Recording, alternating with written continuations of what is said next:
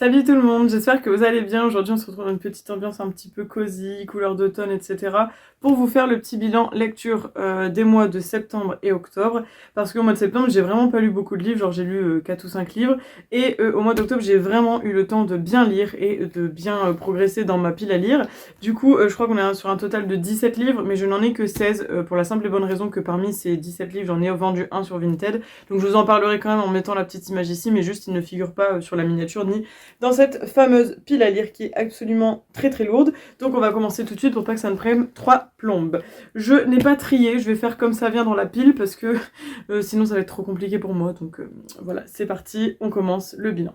Alors, je commence avec un livre de poche de Agnès Martin-Lugan, donc c'est J'ai toujours cette musique dans la tête. Ça faisait un petit moment qu'il était dans ma pile à lire et je suis très contente de l'avoir lu. J'arrive enfin sur la fin de mes livres de Lugan, je crois qu'il m'en reste 2 dans la pile à lire, et là elle en a sorti un il y a pas longtemps cette année je crois, ou je sais plus. Donc j'arrive enfin sur la fin de cette autrice. Alors petite histoire assez sympa, c'est peut-être pas la meilleure de Agnès Martin-Lugan je trouve, mais elle était quand même très très cool. On a suivi l'histoire de Yanis et de Vera, donc c'est un couple, tout ce qui est de plus classique, avec leurs enfants, et Yanis travaille en vérité avec le frère de Vera, sauf qu'il se passe un petit problème au boulot, du coup Yanis démissionne et il décide d'ouvrir sa boîte avec un homme qu'il rencontre et qui croit absolument en lui, les yeux fermés, en qui il a confiance, il se porte garant et tout pour son nouveau projet et tout ça et tout ça et tout ça.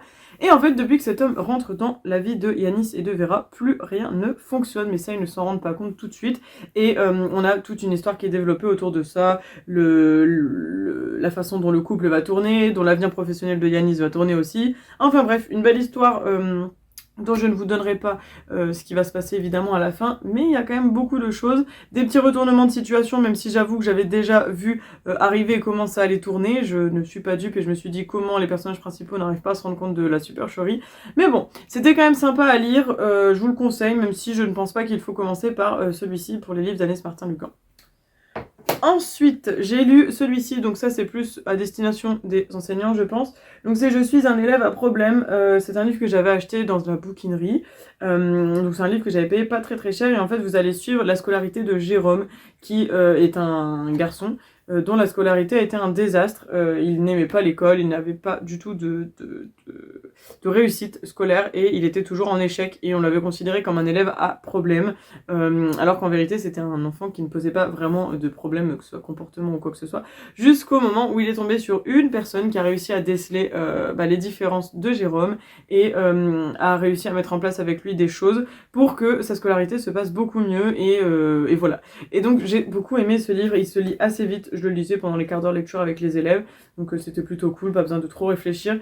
Il y avait des petites choses qui illustraient les propos et tout ça, enfin franchement j'ai beaucoup aimé et je trouve que ça m'a aidé aussi à... Je trouve que ça aide à remettre en question la pédagogie qu'on a et le regard qu'on peut avoir sur certains élèves également. Donc franchement, je vous le lis si jamais vous faites partie des enseignants. C'était un très bon livre, je vous le recommande. Je pense que je pourrais facilement me remettre dedans parce que c'est donc une histoire vraie, hein, il me semble. C'est un récit de vie, donc un récit de vie en général, c'est que c'est de l'histoire vraie. Donc voilà, je pense que pour les enseignants, ça aide aussi à se remettre en cause concernant les élèves en difficulté et à voir des choses... parfois qu'on ne se rend pas compte, hein, parce que des fois on est tellement dans le boulot et dans le groupe classe qu'on ne se rend pas compte. Donc vraiment très sympa celui-là, ça a été une belle découverte pour moi. Je vais peut-être remettre ça dans le bon sens. Ensuite, j'ai fini le tome 3 de Ring Eyes, si je mets dans le bon sens, ce serait mieux. Alors je vous avais déjà un peu parlé de cette histoire, donc avec l'histoire des personnes qui possèdent une sorte de pouvoir dans leur œil. Mais bon, je ne pourrais pas trop vous dire de choses, parce qu'encore une fois c'est un manga et c'est compliqué de vous dire des choses sans vous spoiler, malheureusement. Mais sachez que c'est un manga qui se termine en 4 tomes et j'ai hâte de voir la fin. Alors normalement je sais que ma copine Lucie va m'acheter le tome 4, donc vous n'aurez pas le tome 4 avant janvier, parce que c'est un cadeau de Noël, donc je ne le lirai pas avant janvier. Mais j'ai trop hâte de découvrir la fin, parce que le tome est sorti là il y a pas longtemps, donc voilà. En tout cas, on a quand même pas mal de petites révélations qui sont données, et l'histoire avance correctement. Il n'y a pas de choses qui ne fonctionnent pas, donc plutôt un bon manga aussi, je suis contente de l'avoir lu. Ensuite, alors lui c'est un livre qui était dans ma pile à lire depuis des années. Franchement, vraiment, je crois que ça fait au moins 4 ans qu'il était dans la pile à lire. Je me suis décidée enfin à le lire parce que j'ai décidé de virer tous les livres. Et si ça vous intéresse, je ne sais pas si ça vous intéresse ma life, mais dans tout ce qui est broché comme ça, il ne me reste plus que 2 livres. Et parmi ces 2 livres, il y en a un qui est là depuis... facilement 3-4 ans aussi, et l'autre ça fait 2 ans. Donc parmi les brochets, ça y est, j'ai terminé les livres qui sont là depuis longtemps. J'ai fait une autre pile à côté de ma pile à lire qui sont des brochets, essentiellement des brochets, que j'ai acheté uniquement en 2023. Donc je suis très contente au niveau des brochets, j'ai rattrapé tout le retard accumulé depuis certaines années. Par contre, maintenant, je suis partie dans le fait de réduire ma pile de poche pour enfin attaquer en 2024 ma grande pile de brochets, parce que tout ce qui est broché, j'ai juste mis de côté en me disant tu ne lis pas avant 2024, tu te cantonnes à ta pile à lire. Donc bref, celui-là, c'est La fille du loup, donc c'est un livre que j'avais récupéré lors d'une vente d'une médiathèque. C'est une histoire que j'ai eu beaucoup de mal à rentrer dedans et vers laquelle j'ai beaucoup de mal à avoir du recul parce que je l'ai trouvé très long. Il y avait vraiment des lenteurs, il y avait des choses qui étaient pas folles. Pourtant, l'histoire, elle partait bien. Je ne sais plus qui est-ce qu'on suit. Ulrica, voilà, c'est ça, Ulrica. Donc ça se passe en 54 après Jésus-Christ à Rome. Et on va suivre Ulrica qui veut retrouver son père. Elle a l'air d'avoir des sortes de pouvoirs. Enfin, je trouve que les personnages sont pas assez développés et j'ai pas tout compris de l'histoire pour être vraiment honnête. Et tout n'est pas... En fait, je pense que comme des fois mon attention se relâchait, j'ai pas tout saisi. L'histoire, c'est une histoire un peu d'amour et en même temps de quête de soi-même, hein, tout simplement, une quête d'identité. Mais c'est vraiment pas un livre foufou, donc celui-là je vous le conseillerais pas. Après, ça peut peut-être parler à certaines personnes, mais moi ça a pas du tout été un gros coup de cœur celui-là. Ensuite, je vais vous parler tout de suite du livre que j'ai vendu sur Vinted. Donc, c'est le livre Ce rêve bleu, donc qui est un Twisted Tales. Je vous mettrai la photo juste ici. Les Twisted Tales, je vous avais dit, j'en avais déjà lu 2. Il y avait Un jour ma princesse viendra et Histoire éternelle, donc avec La Belle et la Bête et Blanche-Neige. Et donc là, j'ai lu Ce rêve bleu, qui évidemment parle de Aladdin et Jasmine. Alors, clairement, des 3 Twisted Tales que j'ai lus, c'est celui que j'ai préféré parce que tout simplement, Aladdin, c'est un des Disney que j'ai le moins vu, donc que j'ai le moins en tête et vers lequel j'ai eu le plus de facilité du coup à rentrer dans l'histoire du Twisted Tales. Et là, on avait l'histoire de si Aladdin ne trouvait pas la lampe magique et qu'à la place, c'est Jafar qui tombe dessus. Donc voilà, toute l'histoire va se tourner là-dessus. J'ai beaucoup aimé le lire, ça a été vraiment un plaisir. Par contre, je me suis dit que les Twisted Tales, c'était vraiment pas pour moi. Et de ce fait, j'ai vendu le lot des 3 que j'avais sur Vinted. Ils sont partis tout de suite, je les ai postés. Le lendemain, ils étaient partis. Donc voilà, c'est des livres, je pense, qui ne sont pas destinés, tout simplement pour moi. Ils me sont pas destinés. Mais ça reste quand même des livres qui sont assez sympas. Après, c'est peut-être plus... Je pense pour les gros fans de Disney ou au contraire les personnes qui ne sont pas fans de Disney mais qui aiment bien juste, voilà, qui a pas du tout besoin de faire trop de rapprochements et voilà. Donc bon, c'était bien mais c'était pas incroyable non plus. Ensuite, je vais vous parler du manga Hunt, donc qui est le jeu du loup-garou, je vous en avais parlé je crois au mois d'août. J'avais lu en premier la saison 2, donc là c'est la saison 3, donc les tomes 2 ici et 3 ici, je vais les mettre dans le bon sens. Donc on avait suivi Airi dans son jeu du loup-garou, et là elle était du côté du coup forcément des survivants, alors que je vous avais dit dans la saison 2, on apprenait que Airi avait survécu, donc dans ce jeu, on s'en rend compte hein, d'ailleurs, et dans la saison 2, elle fait partie du côté des loups-garous, donc je n'ai toujours pas le tome 3 de Beastside, que j'ai hâte de voir, parce que du coup je ne connais pas du tout la fin de ces histoires, mais en tout cas c'était vraiment très sympa de découvrir ce manga avec le jeu du loup-garou. Je pense que si vous connaissez déjà plus ou moins le jeu de société loup-garou, vous voyez un peu où je veux en venir, mais très bien, j'ai adoré ce principe, et franchement même s'il refaisait une saison 3, je serais carrément apte à l'acheter parce que j'ai adoré, et puis j'adore ce jeu de société, donc tout simplement, voilà. Ensuite, on passe à The Common Bread, tome 3. Alors, je ne sais plus, je crois que le tome 4 est sorti, ou va sortir, je ne sais plus. Je ne l'ai pas encore, en tout cas, mais je crois qu'il est sorti. Donc là, pareil, on continue de suivre Haruka, qui est une chercheuse, etc. Donc, dans ce monde un peu post-apocalyptique, et elle cherche toujours après le curry. Et forcément, il y a une menace qui court vers elle, parce qu'elle n'est pas censée trouver ce genre d'objet, et elle est obligée de se battre plus ou moins pour ça. Donc voilà, en plus il y a pas mal de choses qui sont découvertes et tout. Non, franchement j'aime beaucoup. Et pareil, je crois que c'est un manga qui s'arrête en 4 tomes, donc il me manque plus que le dernier tome. Donc franchement pas mal du tout, j'aime vraiment bien. Je pense que de choisir entre celui-là et Ring Eyes, j'ai préféré celui-là avec son ambiance un peu post-apocalyptique, là c'est très sympa. Ensuite, j'ai encore des mangas et 2 livres. Un livre développement personnel et un roman. Enfin, on va prendre le poche qui est là. Donc là, c'est un petit roman qui s'appelle L'amour en minuscule, donc de Francesca Miralles. J'ai acheté ce livre parce que j'avais lu Le plus bel endroit du monde est ici, que je vous avais présenté dans un bilan lecture. Et donc là, vous allez suivre Samuel, qui est un professeur de littérature. En fait, il y a un petit chat qui va venir gratter à sa porte et il va tout simplement lui enseigner plus ou moins une manière de vivre. Et Samuel va se lier d'amitié avec d'autres personnes. et il va y avoir toute une... comment je peux dire, toute sa vie qui va être bouleversée, chamboulée, enfin voilà, je peux pas vous en dire plus parce que sinon ce serait vous spoiler toute l'histoire, mais elle est très sympa cette histoire, vraiment, je l'ai lu assez vite et j'ai beaucoup aimé, donc si vous avez aimé le premier livre là dont je vous ai parlé qui est juste ici, celui-ci vous risquez de les plaire, si vous aimez les chats, pareil, moi j'adore les chats donc forcément j'allais aimer, je l'avais trouvé sur Vinted pour 1 euro donc trop contente, mais voilà, c'était un bon petit plaisir ce livre, vraiment sympathique. Ensuite, j'ai enfin terminé la saga The Quintessential Quintuplet. Donc là, c'était le tome 14. J'ai enfin terminé. Je sais enfin le fin mot de l'histoire.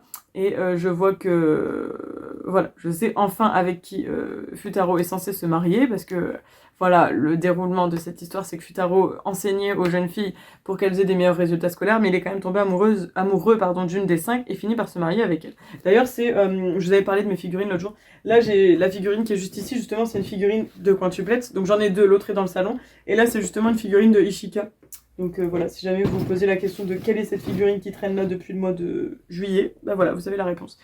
Donc voilà, bien sympa, j'ai enfin découvert et franchement c'est une saga que je vous conseille. D'ailleurs sur Crunchyroll il y a l'animé, je suis en plein dans la saison 2 et c'est très fidèle, voilà, c'est très sympa, ça prend pas la tête. Ensuite, j'ai enfin terminé également le tome 9 de Sakura, Card Captor Sakura, donc l'histoire de base. J'ai enfin eu pas mal de révélations avec Sakura, etc. etc. Enfin, franchement, j'ai adoré suivre ce manga. C'est un shoujo qui est carrément adapté pour les petites filles ou les adolescentes, du même acabit que Sailor Moon, même si je préfère Sailor Moon, mais j'ai adoré Sakura. D'ailleurs, j'ai commencé l'animé, je crois que je suis à l'épisode 15, 20 ou 30. Je sais plus. Enfin bref, je suis quasiment à la moitié, je crois. Et un vrai plaisir. J'ai adoré suivre Sakura dans ses aventures, dans sa recherche de cartes avec Kerberos. Franchement, c'était sympa. Et puis Lee Shaolan et tout ça. Franchement, très bonne histoire. On adore. Et d'ailleurs, j'ai tellement aimé que j'ai commencé la suite de la saga de Sakura qui est pas du tout dans l'abus. C'est Sakura Clamp Card 14 Sakura Clear Card Arc. Donc là, c'est l'arc Clear Card, comme ils appellent ça. Parce que vous allez suivre Sakura. Donc là, Sakura, dans la première histoire, elle est en CM1. Ici, elle a grandi, elle est arrivée en 5e, donc elle est au collège. Et elle va se rendre compte qu'il y a des cartes qui s'appellent des Sakura Cards. Donc c'est des cartes spéciales pour elle. Et toutes les cartes qu'elle a gagnées ici sont devenues transparentes. Et donc elle essaie de comprendre pourquoi. Et voilà, on va suivre Sakura en gros dans sa quête sur ça. Donc là, j'ai lu les 5 premiers tomes. J'ai le tome 6 et tome 7 qui attendent dans la pile à lire. Donc je pense que vous les aurez dans le prochain bilan lecture, sûrement au mois de novembre. Et je crois qu'en ce moment, il y a déjà 14 ou 15 tomes. Donc si jamais ça vous intéresse, franchement, j'ai adoré. Les couvertures sont toujours aussi jolies. C'est édité chez Pika Édition, oui, toujours. Donc voilà, très sympa. Franchement, on adore. Si vous avez aimé Sakura, sachez que c'est un vrai plaisir à découvrir. Et j'ai rien à dire, juste Sakura, c'est très sympa. Ça prend pas la tête. Franchement, c'est vraiment chouette. Et je termine avec le livre de développement personnel de Jacques Salomé. Si vous ne connaissez pas Jacques Salomé, c'est un psychosociologue diplômé en psychiatrie sociale. Et il a fait pas mal de choses. Je crois qu'il y a beaucoup d'essais, de romans. Et je vois même qu'il y a des recueils poétiques. Donc c'est un spécialiste des relations de couple, de la famille et du changement personnel. Donc celui-ci, c'était Vivre avec les autres. J'en ai 2 autres dans ma pile à lire. Il y en a un, c'est Si je m'écoutais, je m'entendrais. Et l'autre, je ne sais plus ce que c'est. Je crois que c'est Le courage d'être soi, un truc comme ça. Celui-ci, vous avez une page, une histoire. Vous voyez, là, par exemple, c'est Ma mère et le pain frais. À chaque fois, il y a une histoire. Et chaque histoire vous montre des situations... sociales, en fait, tout simplement, que ce soit des hommes avec des femmes, des enfants avec des enfants, des femmes avec des enfants, etc., etc. Vraiment, il dresse pas mal de profils, pas mal de relations, il parle vraiment de pas mal de choses, genre, si je vous montre un peu, c'est organisé par chapitre, donc là, il y a civisme et plaisir de vivre ensemble, les difficultés à vivre ensemble, hommes et femmes, histoire simple, les enfants. Enfin voilà, il y a pas mal de choses qui sont développées avec une petite morale un peu à la fin ou une petite phrase qui vous fait réfléchir. Alors par exemple, Marguerite et la difficulté d'exister. Et là, c'est écrit quelle est la plus grande douleur, se dire ou se taire. Vous voyez, c'est des choses qui mènent à la réflexion. J'ai mis beaucoup de temps à le lire. Je crois que j'ai commencé à le lire en août et pourtant, vous voyez, il est pas très long, mais c'est quand même quelque chose qui fait réfléchir et qui est assez lourd à apprendre. Mais il était pas mal, donc là ils vous disent développement personnel, se dépasser pour s'ouvrir au monde, mais j'avoue que ça aide à se remettre en question sur les relations qu'on peut avoir les uns avec les autres, et donc c'est vraiment chouette. Je vous conseille, si vous connaissez pas Jacques Salomé, c'est pas mal du tout, c'est pas non plus incroyable, hein, mais c'est sympa en termes de développement personnel, ça change un petit peu. C'est de la lecture bien-être, après ça dépend si vous aimez ce genre de livre ou pas. Mais voilà, écoutez, j'ai essayé d'être assez rapide et concise pour que cette vidéo ne dure pas 40 ans. J'espère en tout cas que vous avez kiffé suivre mes 17 livres lus en 2 mois, je suis assez contente. Je pense que là, pour terminer 2023, je vais arriver à un petit bilan de 100 livres si je continue dans ma lancée, ce qui est plutôt pas mal. Je vous ferai ça en début 2024 pour vous dire un petit peu ce que j'avais lu en 2021, 2022 et 2023, mais je crois que là j'ai dépassé mon but. Je crois qu'en 2022 j'étais à 68 livres, ou 78, je sais plus, mais là je crois que j'ai dépassé le truc, donc c'est trop cool. Bref, en tout cas, n'hésitez pas à me dire en commentaire s'il y a des livres que je vous ai parlé ici qui vous tentent, ou vous connaissez, ou autres, et surtout ce que vous êtes en train de lire en ce moment, ce que vous me conseillez de lire et à rajouter dans cette énorme pile à lire qui est chez moi. Donc voilà, je vous attends avec impatience et plaisir dans les commentaires pour qu'on discute des livres. D'ailleurs, n'hésitez pas à venir me MP sur Instagram, il y en a qui viennent le faire. Et c'est vraiment chouette de parler livres, j'adore parler livres. Donc n'hésitez pas à venir le faire, c'est trop cool, j'adore faire ça. Donc voilà. Bref, sur ce, je vous fais plein de gros bisous, prenez grand soin de vous. Comme je vous ai dit, je vous attends en commentaire. N'hésitez pas à liker la vidéo, la partager et n'hésitez pas à vous abonner si c'est pas encore fait, c'est gratuit, ça fait toujours plaisir. Et voilà, en attendant, prenez soin de vous, ciao ciao, bisous, à samedi prochain.